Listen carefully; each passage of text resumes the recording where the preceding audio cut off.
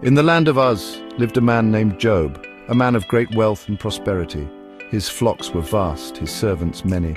Job was blessed with a loving family, a testament to his happiness.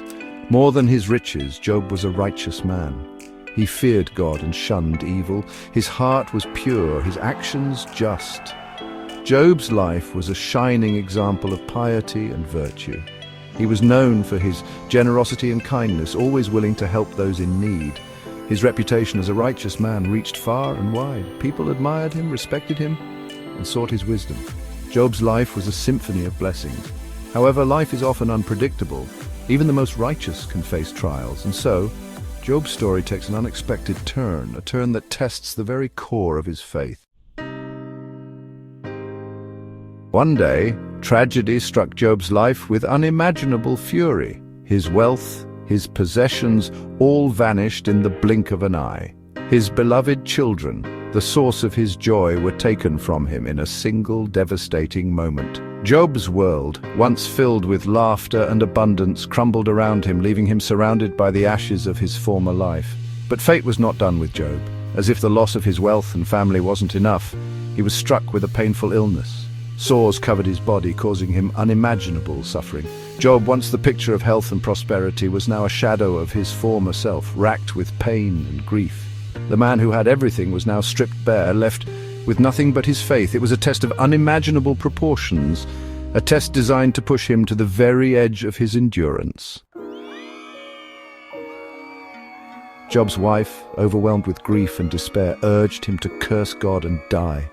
"What good is your faith?" she cried, "if it cannot save you from this suffering?" But Job refused to waver.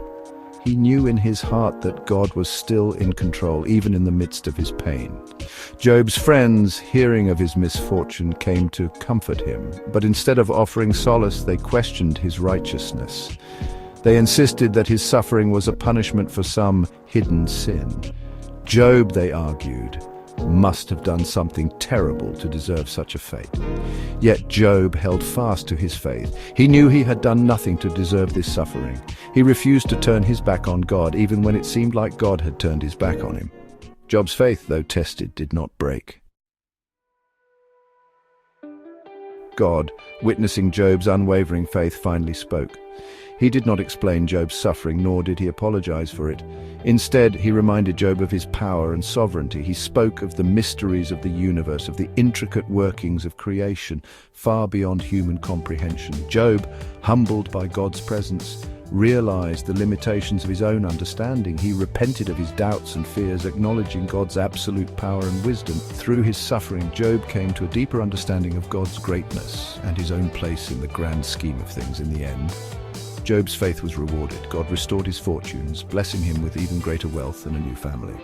Job's story is a powerful reminder that even in the darkest of times, faith can endure. It teaches us that suffering is not always a punishment, but can be an opportunity for growth and a deeper understanding of the divine. Even when we don't understand, our faith, like Job's, can light the way,